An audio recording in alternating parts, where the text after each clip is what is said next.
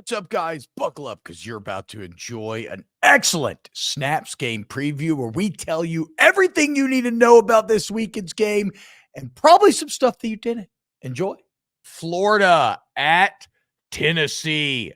And look, guys, I know that last week I said I was sure that Tennessee would beat Arkansas because they run the ball at elite level. They stop the run at an elite level, and they have the playmakers and a quarterback that can make plays they have to.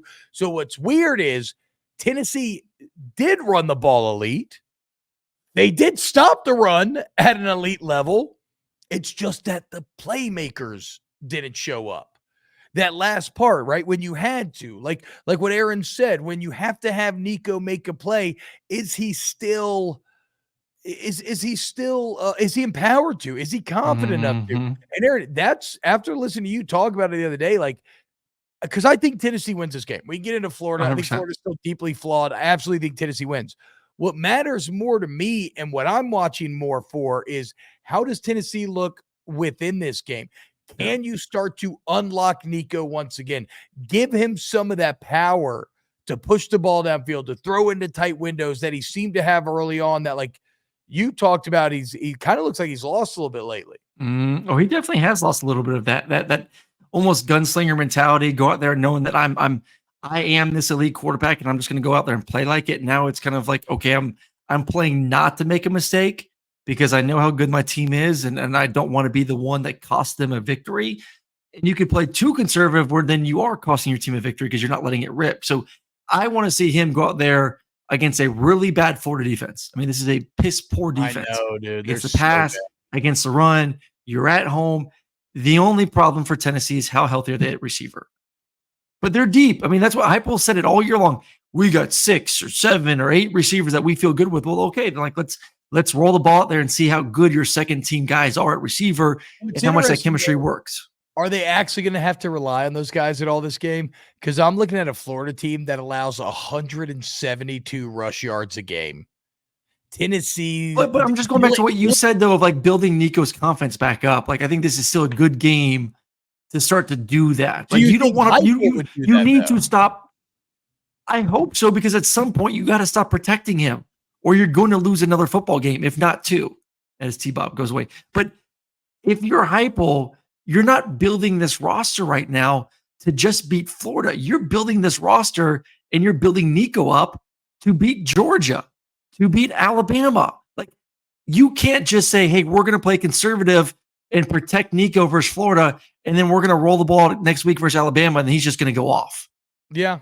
Like, you have to start getting him back into shape and form like he looked like for Chattanooga and NC State and Kent State, because now it's been 2 weeks of now a downward, not spiral, but going backwards. It's not even just Georgia and Alabama. It's Kentucky too in their defense. Regression. Yeah, it's been regression. So he's got to get better. So if we want to play the crafty argument game,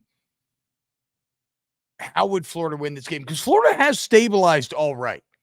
I keep picking them to fuck up. Like, I picked against them in the Mississippi State game, which was maybe just wishful thinking because that would have been hilarious. I picked against them in UCF, thinking that maybe Gus would. Even with how bad UCF looked versus Colorado? Yeah, bro. I don't know, man. I think I'm just trying to I don't know. I think I'm guilty of just shitting on Florida too hard, right? Yeah. So they've stabilized okay. They're playing okay. Lagway and Mertz both playing is working okay. What's the path if Florida's going to somehow pull off an upset? I mean, can they figure out the defense in a week? I just don't see that happen. I mean, the path is Nico is playing the way he did the past 2 weeks. Like, that is it. The path is Florida's defense says, we're balls to the wall. We're going to put our safeties and DBs about 10 yards from the line of scrimmage. We're going to be super aggressive downhill to stop the run. And we're going to see what Nico's confidence looks like. And then that's it. Because Florida has to sell it to the run. If Florida cannot play this game to sit back and let that front seven see if they can stop Tennessee's offensive line, Tennessee will mow them down. So this game is going to be put into Nico's hands. At least if I'm Florida, I'm doing this. I'm going to put the ball in Nico's hands and see what he does and if he's phased out after the past 2 games. The problem is even if you want to sell out to stop Tennessee's rushing attack, can you? Like, can you I think still? they can if they sell out. Yes. We're gonna find out. It's a bit. But I mean, no, It's better to sell out than just sit back and accept it. I know, but I'm saying you know more about offense than me. I'm saying, like, with the offense that Tennessee runs, if you sell out, doesn't that mean you're literally just gonna not have somebody even covering someone on the outside? No, that's what I'm saying. Like, but you're so far to the edge. You're just. I guess we'll just leave him alone out there. We got to add to the box.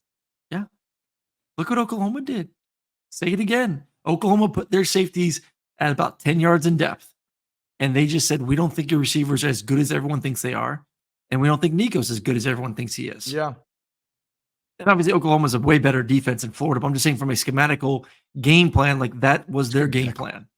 Schematical is a good word. I think you just made that. That's definitely not a word, but I fucking schematical. love it. From a schematical standpoint, you know, look, Oklahoma laid out the blueprint. Schematics, it's from a schematic standpoint. Yeah, I like schematic. Just schematic. I like schematical too. Sounds better though. Yeah. I agree. I agree. Like fuck you, Webster. I really like DJ Lagway. Golly. I think Graham's playing great, but like DJ's just like Graham is efficient. Graham is everything that you've said. There is 100%. 100%. 100%. It is DJ's a beast. It is becoming a snaps trope for Aaron to say that he likes the Florida quarterbacks after just talking about how bad Florida is forever. And then just throw in like but I love the quarterbacks. I do like the quarterbacks. Mertz, love Lagway. Does anyone in the chat know if Eugene Wilson's going to actually play in this football game?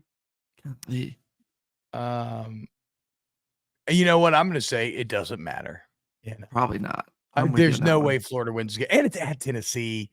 Tennessee's hungry for you know, a bounce back here. What is my watch snaps and get a schematical advantage? 100%. Take that to the water cooler. Yeah, you will get a schematical advantage. I fucking agree, especially if they start letting us do film again. All right, next up on our list. Spread is 15 and a half. What is it? It's 15 and a half. I'll pick Florida to cover. Tennessee wins, Florida covers. I don't know why, dude. I'm just feeling so lopsided on all these games. I'm once again going to go for the big cover. I go for Tennessee to cover the 15 and a half. Oh, well, I'd say that was informative and fun. If you agree, please hit the like button, sub, and we'll see you next time for some more snaps.